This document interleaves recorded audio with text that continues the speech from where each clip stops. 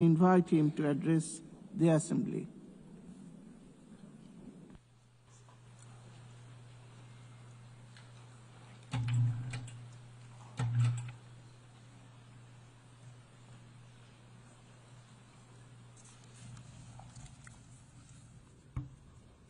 আসসালামু আলাইকুম রহমতুল্লাহ বারকাতুহ। মাননীয় সভাপতি,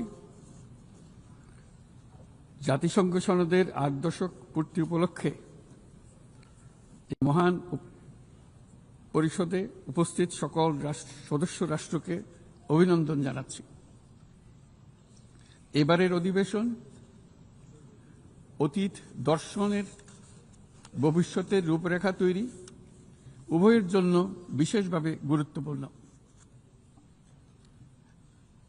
৮ দশক ধরে জাতিসংঘ ধারাবাহিকভাবে তার কর্মপরিধি সম্প্রসারিত করেছে এবং নানা ক্ষেত্রে আরো গভীরভাবে সম্পৃক্ত হয়েছে। বিশ্বশান্তি ও নিরাপত্তা, মানবাধিকার, বিশ্বব্যাপী জীবনমানের উন্নয়ন, ন্যায় বিচার, ন্যায্যতা ও সমতা প্রসারে জাতিসংঘ অনস্বীকার্যভাবে ভূমিকা রেখেছে। জাতিসংঘের কারণেই আজ বিশ্বের ১২০টি দেশের প্রায় ১৩ কোটি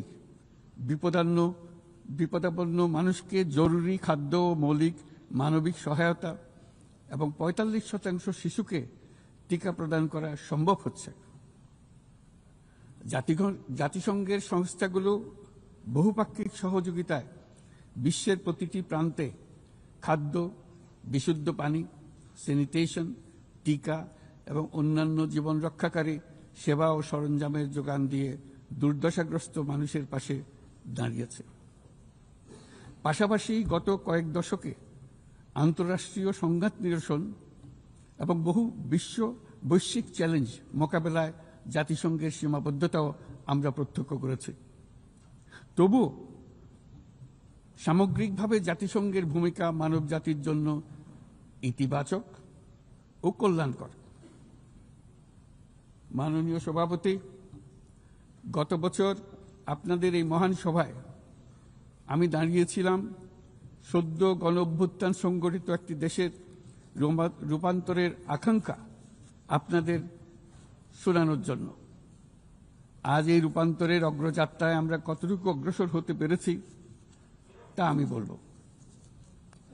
পৃথিবীর প্রতি 10 জনের মধ্যে 3 জনের নিবাস বাংলাদেশ, কিন্তু সেই কারণে অথবা ভূ রাজনৈতিকভাবে বিশ্বের একটি গুরুত্বপূর্ণ অবস্থানে বাংলাদেশ রয়েছে বলে আমাদের ইতিহাস জানার দরকার তা কিন্তু নয়, বরং এই কারণে বাংলাদেশের এই বর্ণনাটি গুরুত্বপূর্ণ যে তা সাধারণ মানুষের অসাধারণ ক্ষমতার উপর আস্থা তৈরি করবে। এই কারণে বর্ণনাটি গুরুত্বপূর্ণ, তা বিশ্বের সকল দেশের মধ্যে আশার সঞ্চার করবে।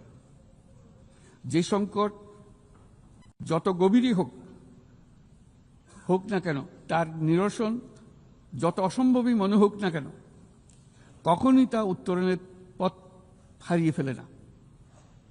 মাননীয় সভাপতি, সাম্য, মানবিক মর্যাদা ও সামাজিক ন্যায় বিচারের দাবিতে এক রক্তক্ষয়ী সংগ্রামের মাধ্যমে 1971 সালে বাংলাদেশের জন্ম।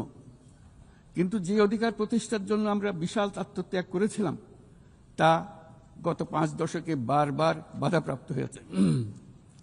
বারবার আমাদের ছেলে মেয়েদের নেতৃত্বে আমাদের জনগণকে অসংখ্য ত্যাগ স্বীকার করে সে অধিকারকে পুনঃপ্রতিষ্ঠিত করতে হয়েছে। এই বছর আমরা জুলাই গণঅভ্যুত্থানের প্রথম বার্ষিকী পালন করেছি, যে অভ্যুত্থানে আমাদের তরুণ সমাজ স্বৈরাচারকে পরাভূত করেছিল, যার ফলে আমরা বৈষম্যমুক্ত ন্যায় বিচার ভিত্তিক সমাজ বিনির্মাণের অভিযাত্রা নতুনভাবে শুরু করতে পেরেছি। সেই বৈষম্যমুক্ত ন্যায় বিচার ভিত্তিক সমাজ বিনির্মাণের আকাঙ্ক্ষা পূরণের দায়িত্ব দেওয়া হয় আমাকে ও আমার সহকর্মীদের। ভেঙে পড়া রাষ্ট্র কাঠামোকে পুনর্গঠন করে জনগণের আকাঙ্ক্ষা পূরণের জন্য প্রয়োজন ছিল ব্যাপক প্রাতিষ্ঠানিক সংস্কারের। যে বিপুল জনসমর্থনের মাধ্যমে আমরা দায়িত্ব পেয়েছিলাম, তার প্রেক্ষাপটে আমাদের জন্য সহজ পথ ছিল নির্বাহী আদেশে সংস্কার কাজগুলো সম্পন্ন করা। কিন্তু আমরা বেছে নেই সেই কঠিন পথ, অন্তর্ভুক্তিমূলক ও টেকসই পথ। আমাদের লক্ষ্য ছিল ক্ষমতার ভারসাম্যপূর্ণ একটি গণতান্ত্রিক রাষ্ট্র কাঠামো গড়ে তোলা, যেখানে আর কোনো স্বৈরশাসকের আবির্ভাব হবে না, কোনো নির্বাচিত নেতা রাষ্ট্রের গণতান্ত্রিক স্বরূপকে ক্ষুণ্ণ করতে পারবে না, কিংবা রাষ্ট্র জনগণের রক্ষকরা ভক্ষকে পরিণত হতে পারবে না। শাসন ব্যবস্থা, বিচার বিভাগ, নির্বাচন ব্যবস্থা, জনপ্রশাসন, আইন শৃঙ্খলা রক্ষা, দুর্নীতি বিরোধী কার্যক্রম, নারী অধিকার সহ সকল জাতীয় গুরুত্বপূর্ণ ক্ষেত্রে প্রয়োজনীয় সংস্কার করার জন্য আমরা 11টি স্বাধীন সংস্কার কমিশন প্রতিষ্ঠা করি। কমিশনগুলি জনমত যাচাই ও গভীর পর্যালোচনা করে বিস্তারিতভাবে সংস্কার কার্যক্রম সমূহ সুপারিশ করে। এই সংস্কার সুপারিশগুলো টেকসইভাবে বাস্তবায়নের জন্য আমরা একটা জাতীয় ঐক্যমত্য কমিশন গঠন করি, যারা 30টিরও বেশি রাজনৈতিক দল ও জোটকে নিয়ে এই আলোচনায় বসে। এই কমিশনের লক্ষ্য ছিল সংস্কার প্রস্তাবগুলোর প্রতি দলমত নির্বিশেষে একটি টেকসই সামাজিক অঙ্গীকার তৈরি করা। আমাদের এই অন্তর্ভুক্তিমূলক পদক্ষেপ সফল হয়। আমরা জুলাই অভ্যুত্থানের 1 বছর পূর্তিতে রাজনৈতিক দলগুলোর সাথে একই মঞ্চে দাঁড়িয়ে সকলে মিলে জুলাই ঘোষণার মাধ্যমে এই সংস্কার কার্যক্রমের প্রতি আমাদের সময়বদ্ধ অঙ্গীকার ব্যক্ত করি। অর্থাৎ আগামী নির্বাচনে যে দলে জনগণের সমর্থন পাক না কেন, সংস্কার কার্যক্রম বাস্তবায়নে আর কোনো অনিশ্চয়তার অবকাশ থাকবে না। আপনারা জানেন যে আগামী বছরের ফেব্রুয়ারি মাসে আমরা জাতীয় নির্বাচন অনুষ্ঠানের প্রস্তুতি নিচ্ছি। পাশাপাশি স্বচ্ছতা ও জবাবদিহিতা, আইনের শাসন নিশ্চিত করবার জন্য আমাদের নিরবচ্ছিন্নভাবে নাগরিক বান্ধব সংস্কার চালিয়ে যাচ্ছি। মাননীয়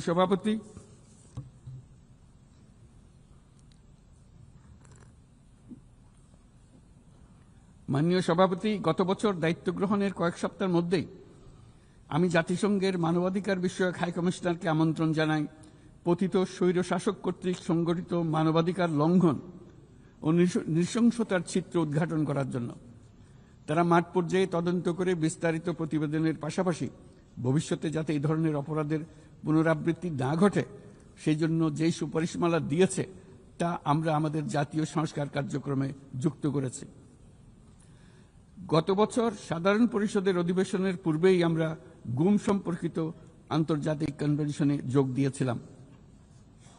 এখন এর বিধানসমূহ জাতীয় ক্ষেত্রে বাস্তবায়নের জন্য প্রয়োজনীয় আইন প্রণয়নের কাজ চলমান রয়েছে। এবছর আমরা জাতিসংঘের নির্যাতন বিরোধী কনভেনশনের ঐচ্ছিক প্রটোকলে যোগ দিয়েছি এবং এর বাস্তবায়নে একটি স্বাধীন প্রতিরোধমূলক জাতীয় প্রাতিষ্ঠানিক ব্যবস্থা প্রতিষ্ঠার জন্য আমরা কাজ করছি।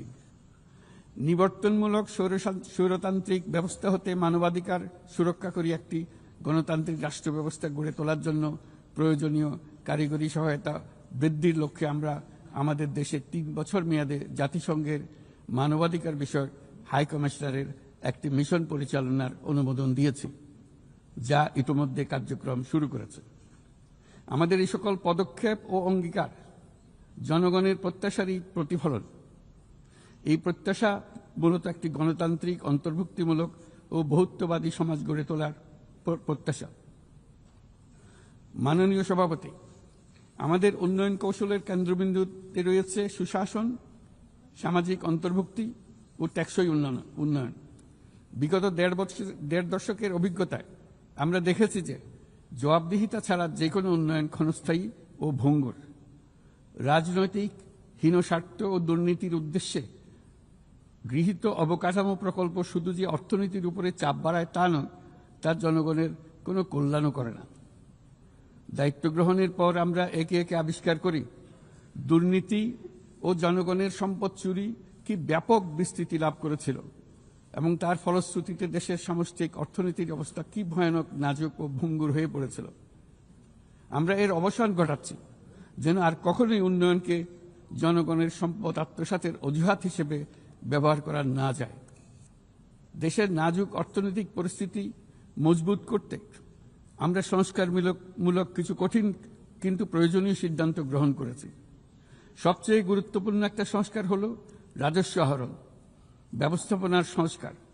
যে নীতি ও প্রণয়ন বাস্তবায়ন সংস্থাকে পৃথক করার জন্য আইন প্রণয়ন করা হয়েছে এর মাধ্যমে স্বচ্ছতা ও জবাবদিহিতা নিশ্চিত হবে এবং রাজস্ব আহরণ বৃদ্ধি পাবে। এই উদ্যোগগুলো সদ্য সমাপ্ত FFD4 সম্মেলনে গৃহীত সেভিয়া অঙ্গীকারের সঙ্গে সামঞ্জস্যপূর্ণ। আমরা আশা করি যে বাংলাদেশে যেমন সেভিয়া অঙ্গীকারের সাথে সামঞ্জস্য রেখে সংস্কার করবার চেষ্টা করছি, তেমনি উন্নত বিশ্বেও সেভিয়ার সামষ্টিক অঙ্গীকার অনুসারে তাদের দায়িত্ব পালনে আন্তরিক হবে। একই সাথে আমরা মনে করি আন্তর্জাতিক অর্থায়ন ব্যবস্থা, বৈশ্বিক আর্থিক প্রতিষ্ঠানগুলোর সিদ্ধান্ত গ্রহণ প্রক্রিয়া ও ব্যবস্থাপনার সংস্কার, একটি অন্তর্ভুক্তিমূলক আন্তর্জাতিক কর সহযোগিতার বৈশ্বিক কাঠামো, অবৈধ আর্থিক প্রবাহ ও দুর্নীতির বিরুদ্ধে সমন্বিত বৈশ্বিক পদক্ষেপ গ্রহণ এবং অবৈধ দুর্নীতিলব্ধ অর্থ পাচারকৃত সম্পদ পুনরুদ্ধারেও আন্তর্জাতিক সহযোগিতা বৃদ্ধি অত্যন্ত গুরুত্বপূর্ণ। মাননীয় সভাপতি, দেশের পাচার হওয়া অবৈধ সম্পদ পুনরুদ্ধার করা বর্তমানে আমাদের অন্যতম শীর্ষ অগ্রাধিকার। গত 15 বছরের দুর্নীতির মাধ্যমে শত শত কোটি ডলার অবৈধভাবে বিদেশে পাচার করা হয়েছে। আমরা নিরলসভাবে এই সম্পদ ফেরত আনার চেষ্টা করছি, কিন্তু সংশ্লিষ্ট দেশগুলোর আইনি প্রক্রিয়া এবং অন্যান্য নানাবিধ প্রতিবন্ধকতার কারণে আমাদের এই প্রচেষ্টা বারে বারে বাধাগ্রস্ত হচ্ছে। সংশ্লিষ্ট দেশগুলোর দৃঢ় সদিচ্ছা ছাড়া আমরা পাচার হওয়া অবৈধ সম্পদ পুনরুদ্ধারে সফল হতে পারছি না। বিশ্বের বিদ্যমান অর্থনৈতিক ব্যবস্থা উন্নয়নশীল দেশ থেকে সম্পদের এই অবৈধ পাচারকারীদের কার্যকরীভাবে প্রতিরোধ করতে ব্যর্থ হচ্ছে। কোনো কোনো ক্ষেত্রে আন্তর্জাতিক আর্থিক প্রতিষ্ঠানগুলোর বিধিবিধানগুলো বিশ্বব্যাপী বিভিন্ন ট্যাক্স হ্যাভেনে বিপুল পরিমাণে অবৈধ অর্থ স্থানান্তরে উৎসাহিত করছে। তাই যেসব দেশ ও প্রতিষ্ঠান এই পাচারকৃত সম্পদ গচ্ছিত রাখবার সুযোগ দিচ্ছে, তাদের আমি আহ্বান জানাচ্ছি তারা যেন এই অপরাধের সঙ্গে শরিক না হয়। এই সম্পদ তার প্রকৃত মালিককে অর্থাৎ কৃষক, শ্রমিক এবং সাধারণ করদাতাদের নিকট ফিরিয়ে দেন।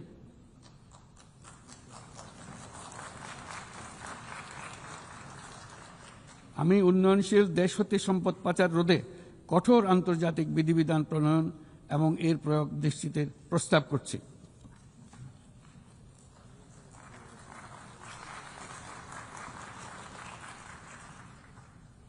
মাননীয় সভাপতি, রাজস্ব খাতের ঐতিহাসিক সংস্কারের পাশাপাশি আমরা বাজারভিত্তিক মুদ্রা বিনিময় হার চালু করেছি। ব্যাংক খাতে অ্যাসেট কোয়ালিটি রিভিউ, নতুন ব্যাংক রেজলিউশন অধ্যাদেশ, আসন্ন ডিপোজিট প্রোটেকশন অধ্যাদেশের মাধ্যমে শৃঙ্খলা ও স্থিতিশীলতা ফিরিয়ে আনছি। পুঁজিবাজারে সংস্কার, টাস্কফোর্স ও শক্তিশালী তদন্ত ব্যবস্থার মাধ্যমে তদারকি আধুনিকীকরণ করেছি। সরকারি ক্রয় ব্যবস্থায় ডিজিটাল টেন্ডারিং বাধ্যতামূলক করা হয়েছে এবং স্বার্থের সংঘাত সংশ্লিষ্ট তথ্য প্রকাশ বাধ্যতামূলক করা হয়েছে। পাশাপাশি নতুন পাবলিক অ্যাকাউন্টস অডিট অধ্যাদেশের মাধ্যমে জবাবদিহিতা আরও জোরদার করা হয়েছে। শুধুমাত্র আর্থিক স্থিতিশীলতা অর্জনের সীমাবদ্ধ না থেকে আমরা বিনিয়োগ বান্ধব পরিবেশ গড়ে তুলছি। বাংলাদেশ সিঙ্গল উইন্ডো এখন 19টি সংস্থাকে একীভূত করে কাস্টম প্রক্রিয়া সহজ করেছে। দ্রুত বাণিজ্যিক বিরোধ নিষ্পত্তির জন্য বিশেষায়িত বাণিজ্য আদালত গঠিত হয়েছে। বিনিয়োগ উন্নয়ন কর্তৃপক্ষ বা বিডা ওয়ান স্টপ সার্ভিস সাবলীলভাবে প্রদানের জন্য সমন্বয় কমিটি গঠন করেছে। নিয়ন্ত্রণ কর্তৃপক্ষগুলোকে একই ছাদের নিচে নিয়ে আসা হয়েছে এবং ভিসা ও ওয়ার্ক পারমিট প্রক্রিয়া সহজ করা হয়েছে। FDI, হিটম্যাপ ও জাতীয় সেমিকন্ডাক্টর টাস্কফোর্স বিনিয়োগকারীদের কাছে উচ্চ সম্ভাবনাময় খাতগুলোর তথ্য সহজ ও স্বচ্ছভাবে তুলে ধরছে। বাণিজ্য লজিস্টিক্সেও উন্নতি ঘটেছে। চট্টগ্রাম বন্দরে গত আগস্টে কন্টেইনার হ্যান্ডলিংয়ে 27% প্রবৃদ্ধি ঘটেছে, যা দক্ষতার উল্লেখযোগ্য অগ্রগতি নির্দেশ করে। এসব উদ্যোগ অর্থনৈতিক শাসন ব্যবস্থাকে যেমন সুদৃঢ় করেছে, তেমনি বিনিয়োগকারীকেও নিরাপদ করেছে। এইসব সংস্কারের ফলে বাংলাদেশ এখন টেকসই ও অন্তর্ভুক্তিমূলক বিনিয়োগ ও অর্থনৈতিক প্রবৃদ্ধির এক পর্যায়ে প্রবেশ করেছে। এর পাশাপাশি এত স্বল্প সময়ে অর্থনৈতিকভাবে ঘুরে দাঁড়ানোর পেছনে আমাদের প্রবাসীরা গুরুত্বপূর্ণ অবদান রেখেছেন।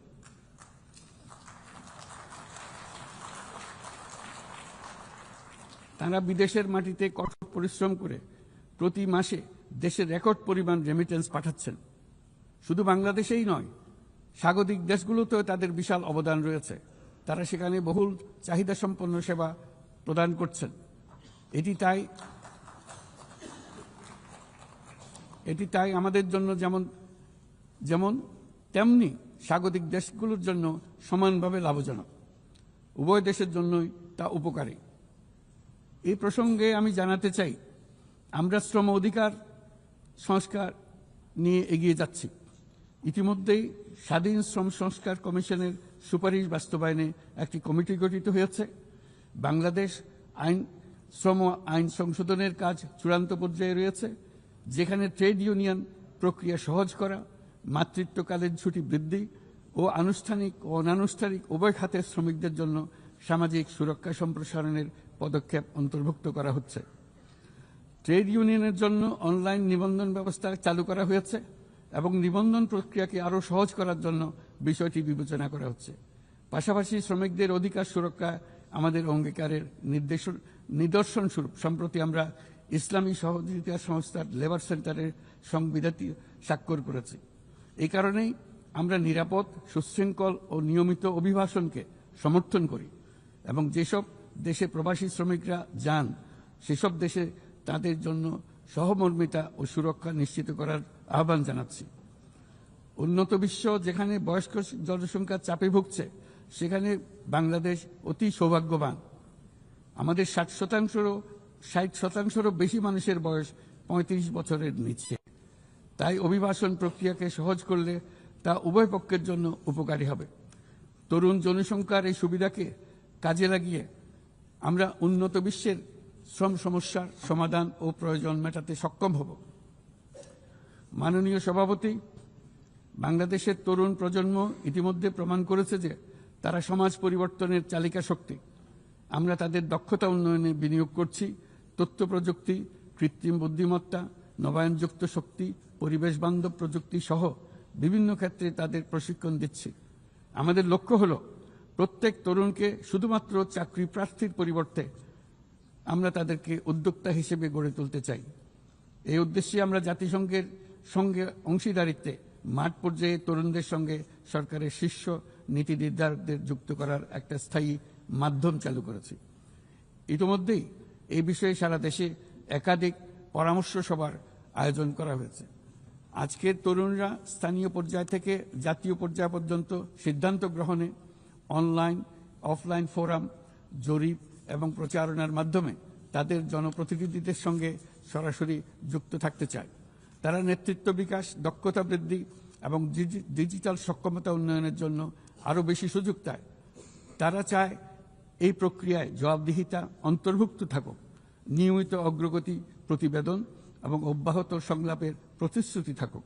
সর্বোপরি প্রক্রিয়াটি হোক অন্তর্ভুক্তিমূলক, যাতে নারী, সংখ্যালঘু সম্প্রদায়, প্রতিবন্ধী, প্রান্তিক জনগোষ্ঠী সকলের অংশগ্রহণ ও নেতৃত্বের সমান সুযোগ থাকে। তরুণদের নিয়ে পরিকল্পনার ক্ষেত্রে এই বছরটি বিশেষভাবে গুরুত্বপূর্ণ, কারণ এই বছর আমরা বিশ্ব যুব পরিকল্পনায় 30তম বার্ষিকী পালন করছি। শুধু বর্তমান প্রজন্মের তরুণদের চ্যালেঞ্জ নয়, এই বছর তাই ভবিষ্যতেও তারা যে সংকট ও সমস্যার মুখোমুখি হবে তা অনুধাবন করে তার সম্ভাব্য সমাধান খুঁজে বের করারও সুযোগ এনে দিয়েছে। দ্রুত পরিবর্তনশীল প্রযুক্তির এই যুগে উন্নয়নশীল বিশ্বের তরুণদের জন্য আরও গভীর এক ডিজিটাল বিভাজন তৈরি হওয়ার ঝুঁকি আজ আমাদের একটি বড় উদ্বেগ। কোয়ান্টাম কম্পিউটিং, কৃত্রিম বুদ্ধিমত্তা, ভাষাভিত্তিক বৃহৎ মডেল কিংবা আধুনিক যোগাযোগ ব্যবস্থা, এইসব প্রযুক্তি যেন তাই পক্ষপাতদুষ্ট না হয় এবং এর সুফল যেন ন্যায্যভাবে সবার কাছে পৌঁছায়, তা আজ আমাদের নিশ্চিত করতে হবে। অন্যথায় বিশ্বব্যাপী এমন একটি প্রজন্ম তৈরি হবার ঝুঁকি রয়েছে যারা নিজেদেরকে বঞ্চিত, প্রান্তিক, অন্যায় অবিচারের শিকার হিসেবে বিবেচনা করবে। তারা সকল ধরনের ক্ষতিকারক প্রলোভনের সহজ লক্ষ্যবস্তুতে পরিণত হবে। আমরা মনে করি প্রযুক্তিগত উন্নয়নের সুফল বিশ্বব্যাপী ছড়িয়ে দিয়ে তরুণদের ঝুঁকিমুক্ত রাখার জন্য শুধু প্রযুক্তিগত উদ্ভাবন যথেষ্ট নয়, প্রয়োজন সামাজিক উদ্বোধন। আমরা প্রায় অর্ধ শতাব্দী আগে ক্ষুদ্র ঋণের ধারণা নিয়ে এসেছিলাম। তখন সেটি ছিল প্রথাগত ধারণার বিরুদ্ধে এক বৈপ্লবিক নিরীক্ষা। কিন্তু আজ বিশ্বব্যাপী তা মূলধারার হাতিয়ার হিসেবে স্বীকৃত। ক্ষুদ্র ঋণ লক্ষ লক্ষ মানুষকে দারিদ্র্য থেকে মুক্ত করেছে।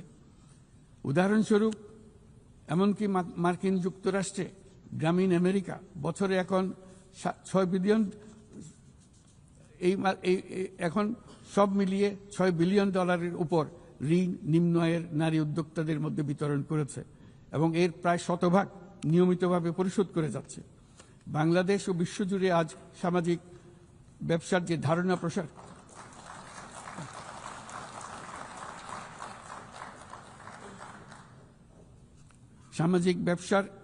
প্রসার করেছি, এটি এমন একটি ব্যবসা যার সম্পূর্ণ মুনাফা সামাজিক কল্যাণে পুনর্বিনিয়োগ করা হয়। সামাজিক ব্যবসা প্রমাণ করেছে যে প্রতি মানুষের উদ্যোক্তা হওয়ার সত্তা সামাজিক কল্যাণে এবং সামাজিক সমস্যা সমাধানে কাজে লাগানো সম্ভব। এর ফলে পৃথিবীর যাবতীয় সমস্যা সমাধানের একটি সৃজনশীল পদ্ধতি সকলের হাতে এসে যায়, যেটি পরিবেশের সমস্যা হোক, সম্পদ কেন্দ্রীভূত হওয়ার সমস্যা হোক, স্বাস্থ্যের সমস্যা হোক, বেকারত্ব দূরীকরণের সমস্যা হোক, দারিদ্র্য দূরীকরণের সমস্যা হোক, সবকিছুতেই এই পদ্ধতি টেকসইভাবে কাজে লাগানো যায়। মাননীয় সভাপতি, জলবায়ু সংকট চ্যালেঞ্জের মোকাবেলায় বিশ্বজনীন তাপমাত্রা বৃদ্ধি 1.5 ডিগ্রি সেলসিয়াসের সীমাবদ্ধ রাখার লক্ষ্যমাত্রা আজ আমাদের হাতছাড়া হয়ে গেছে। প্রতি বছর $100 বিলিয়ন জলবায়ু সহায়তার প্রতিশ্রুতিও পূরণ হয়নি।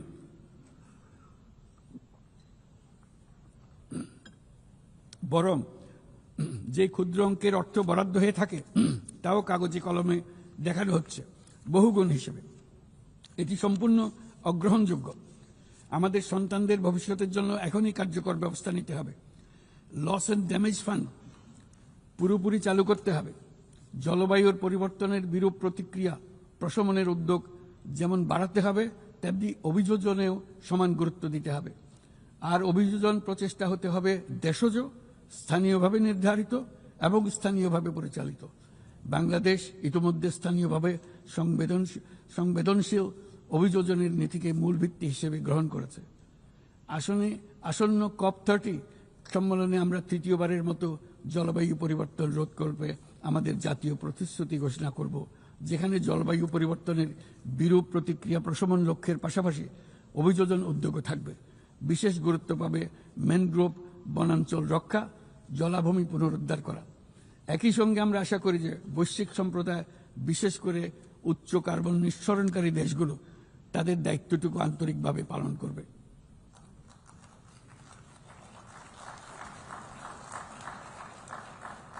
মাননীয় সভাপতি, বর্তমানের আরেকটি বড় চ্যালেঞ্জ হলো বিশ্ব বাণিজ্যে সংরক্ষণবাদের উত্থান। আমাদের সময়ে আমরা দেখেছি বাণিজ্য ও বিশ্বায়নের সুফল মাত্র 3 দশকে 100 কোটি মানুষকে দারিদ্র্য থেকে মুক্ত করেছে। এখন যদি আমরা উল্টো পথে হাঁটি তবে আমাদের সন্তানদের সেই সুযোগ আর থাকবে না। এটা অনস্বীকার্য যে বাণিজ্যের ক্ষেত্রে প্রতিটি দেশের সার্বভৌম স্বার্থ সুরক্ষিত রাখতে হবে এবং কোনো দেশকে তার সাধ্যের অতিরিক্ত বোঝা বইতে দেওয়া যাবে না।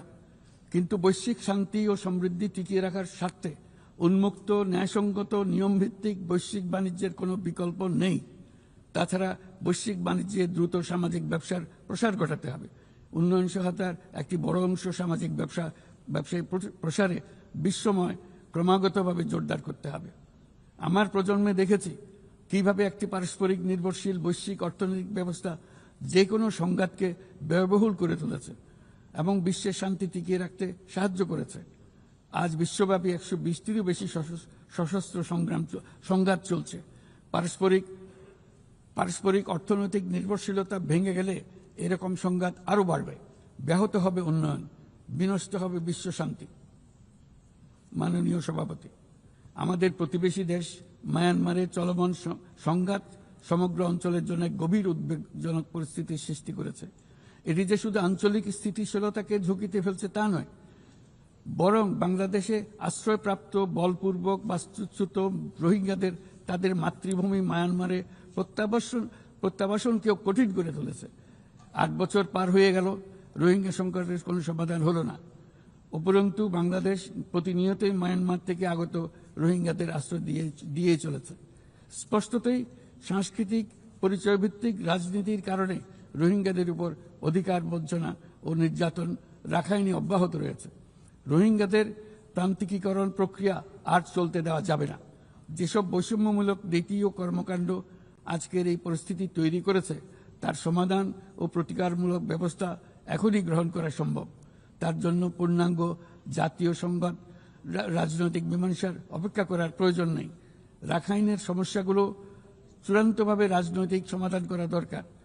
তবে এর জন্য রাখাইন অঞ্চলের সংশ্লিষ্ট সকল জাতিসত্তার অংশগ্রহণে এমন একটি বন্দোবস্ত প্রয়োজন যেন রোহিঙ্গারা সম অধিকার ও নাগরিকত্ব সহ সমাজের অংশ হতে পারে।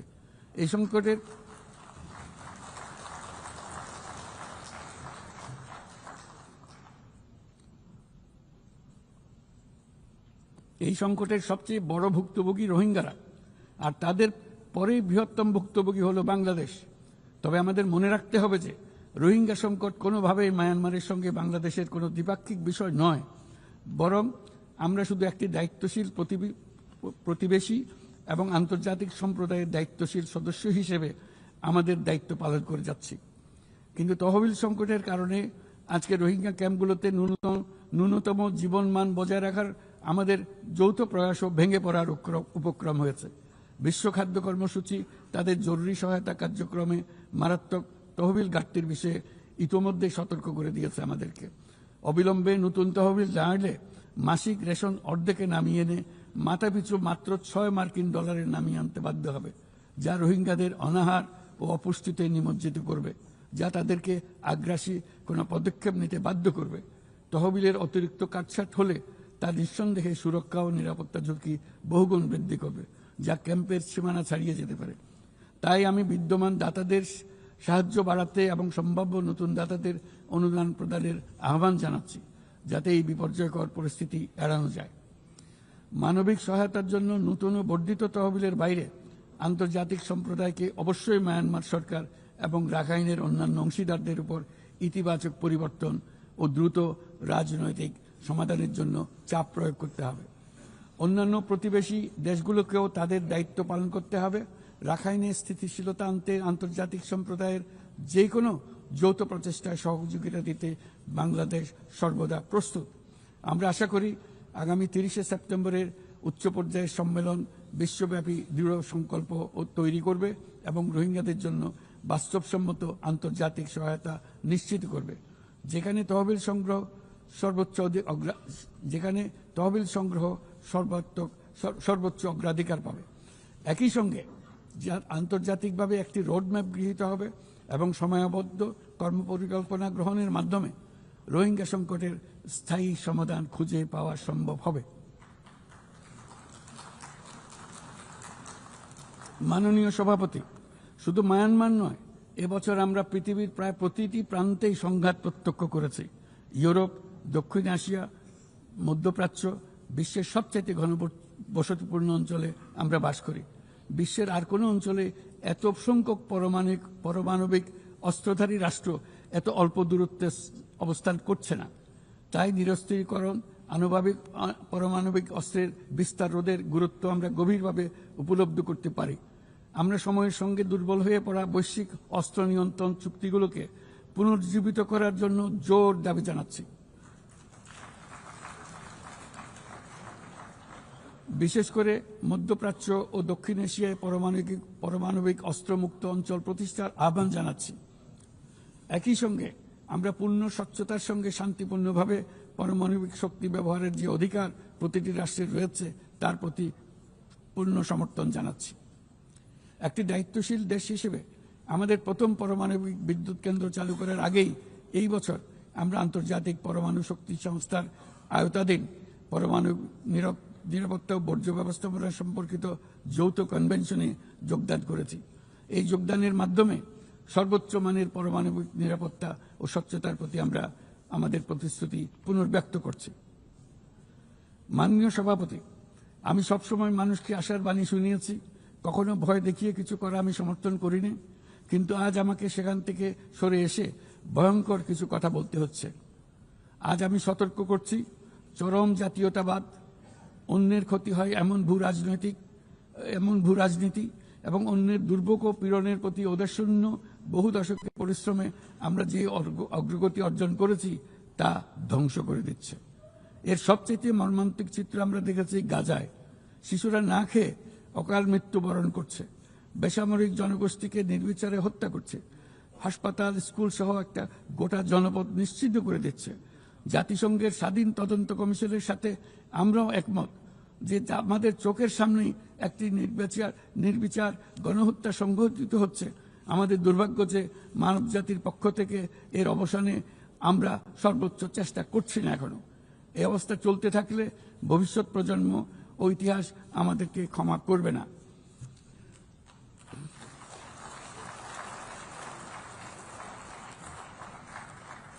বাংলাদেশের জনগণ এই বিশ্বের বিবেকবান নাগরিকদের পক্ষ থেকে আমি আবারও জোরালো দাবি জানাচ্ছি যে পূর্ব জেরুজালেমকে রাজধানী করে একটি স্বাধীন ফিলিস্তিন রাষ্ট্র গঠনের মাধ্যমে এই সমস্যার দ্বিরাষ্ট্রীয় ভিত্তিক সমাধান এখনই বাস্তবায়ন করতে হবে।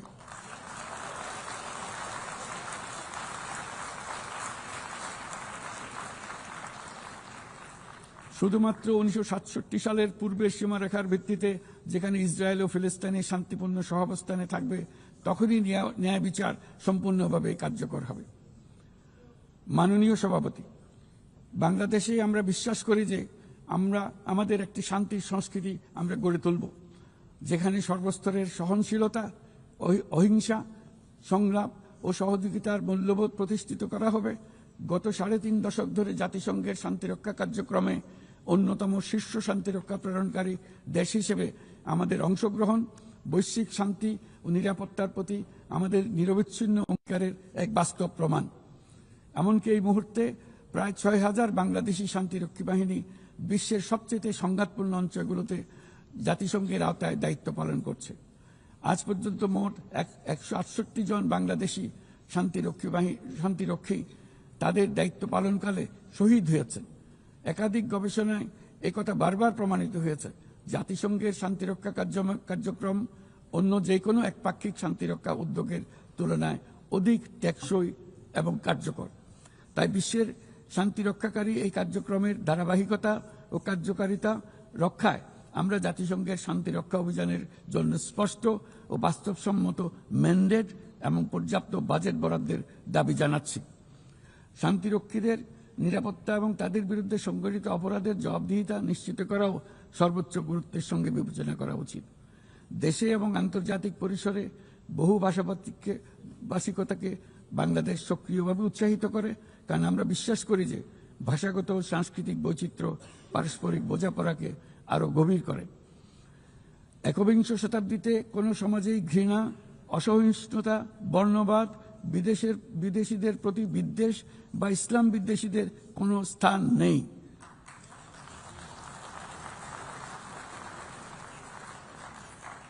অথচ বর্তমানে বিভ্রান্তিমূলক প্রচারণা, ঘৃণাত্মক বক্তব্য গুরুতর উদ্বেগের বিষয় হয়ে দাঁড়িয়েছে।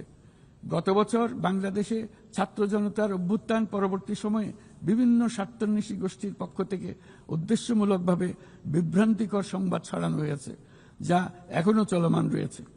এর সঙ্গে যুক্ত হয়েছে পরিকল্পিত মিথ্যা সংবাদ, কৃত্রিম বুদ্ধিমত্তা নির্ভর ডিপফেক এর প্রসার, যা পরিস্থিতিকে আরো জটিল করে তুলেছে। এসবের বিরুদ্ধে আমাদের একসঙ্গে কাজ করতে হবে, যাতে এসব বিকৃত কর্মকাণ্ড মানুষের আস্থাকে বিনষ্ট না করে কিংবা সামাজিক সম্প্রীতিকে দুর্বল করে না দেয়। মাননীয় সভাপতি, আমাদের শীর্ষ অগ্রাধিকারগুলোর মধ্যে অন্যতম হল নারীর ক্ষমতায়ন। আমাদের জাতীয় কবি কাজী নজরুল ইসলামের ভাষায়, বিশ্বে যা কিছু মহান সৃষ্টি চিরকল্যাণকর, অর্ধেক তার করিয়েছে নারী, অর্ধেক তার নর।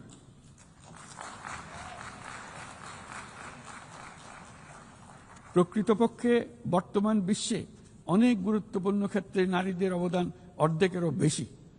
এই মাসে বাংলাদেশে প্রথমবারের মতো unpaid household production satellite account জরিপ প্রকাশিত হয়েছে।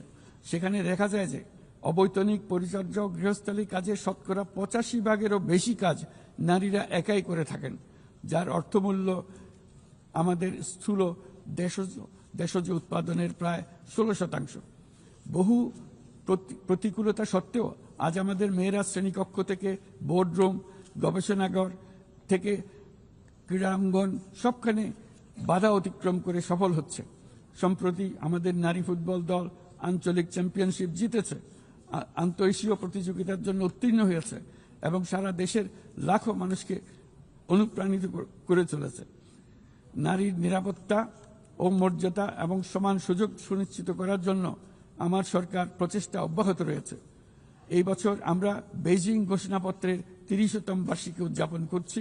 এই উপলক্ষে নারীর ক্ষমতায়নে আমাদের অঙ্গীকারকে আরও জোরদার করতে আমরা বেইজিং +30 অ্যাকশন এজেন্ডা এর অধীনে আগামী 5 বছরে বাস্তবায়নের লক্ষ্য নিয়ে 4টি জাতীয় প্রতিশ্রুতি ঘোষণা করেছি। এর মধ্যে রয়েছে যৌন হয়রানি প্রতিরোধ, সুরক্ষা সংক্রান্ত আইন প্রণয়ন করা, নারীর অবৈতনিক পরিচর্যা ও গৃহস্থলী কাজের স্বীকৃতি ও মূল্যায়ন নিশ্চিত করা, রাজনৈতিক ও জনপরিসরে নারীর অংশগ্রহণ বৃদ্ধি করা, নারীর সমতা ও ক্ষমতায়নের প্রতি সংবেদনশীল বাজেট প্রণয়ন পদ্ধতি শক্তিশালী করা। মাননীয় সভাপতি, বাংলাদেশ পারস্পরিক শ্রদ্ধা, স্বচ্ছতা এবং কল্যাণের ভিত্তিতে আঞ্চলিক সহযোগিতায় অঙ্গীকারবদ্ধ। আমরা বিমস্টেক, BBIN, এশিয়ান হাইওয়ে এবং সাসেকের মতো অন্যান্য উদ্যোগের মাধ্যমে আঞ্চলিক সংযোগ ও বাণিজ্যকে এগিয়ে নিচ্ছি।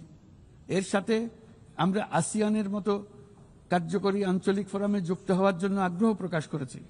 এই মর্মে কাজ করে যাচ্ছি।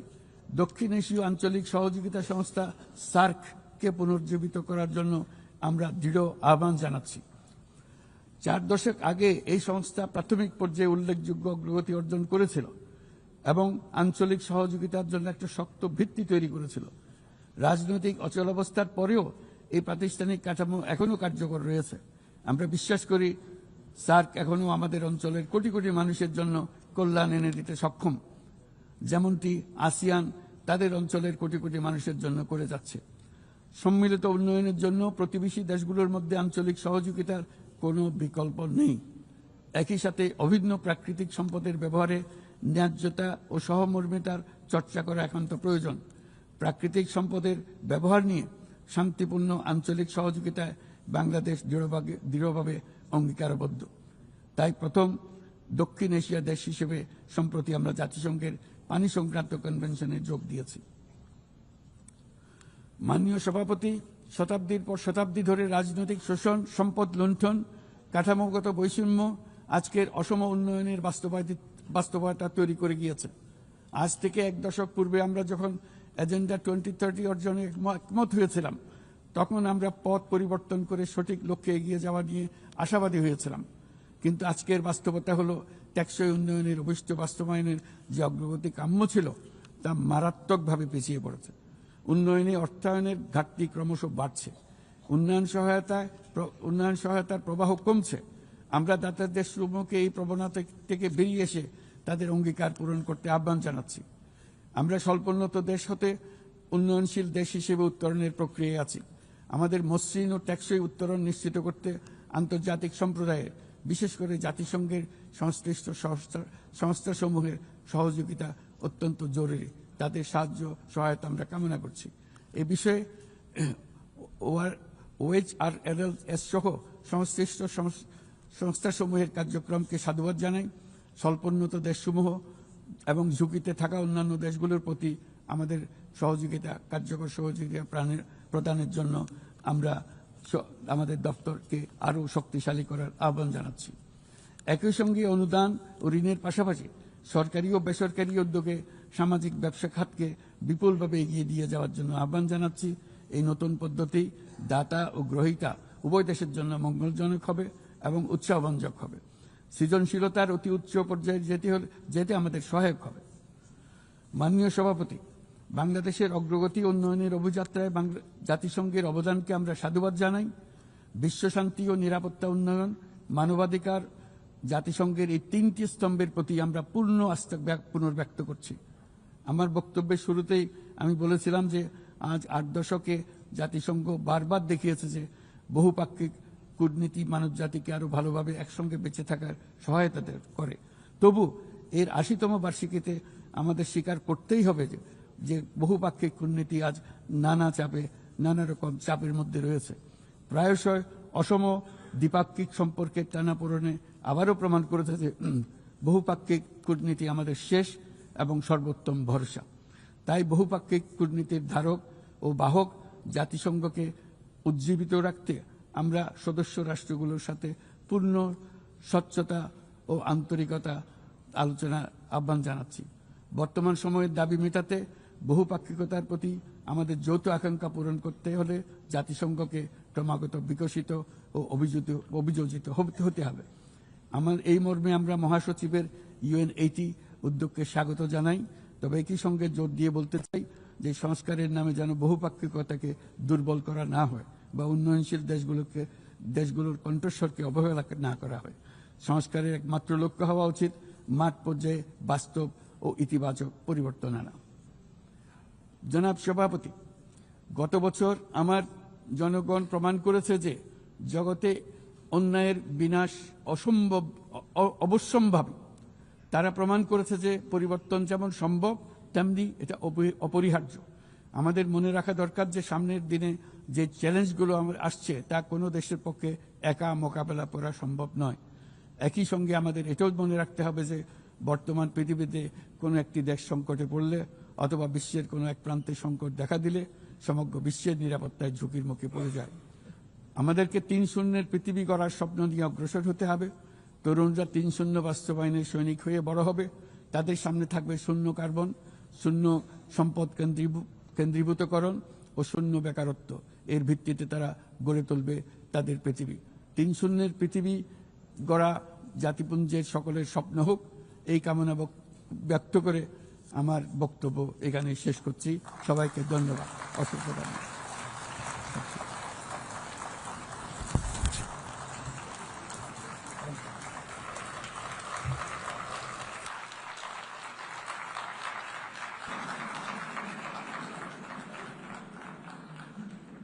On behalf of the Assembly, I wish to thank the Chief Advisor of the Interim Government of the People's Republic of Bangladesh.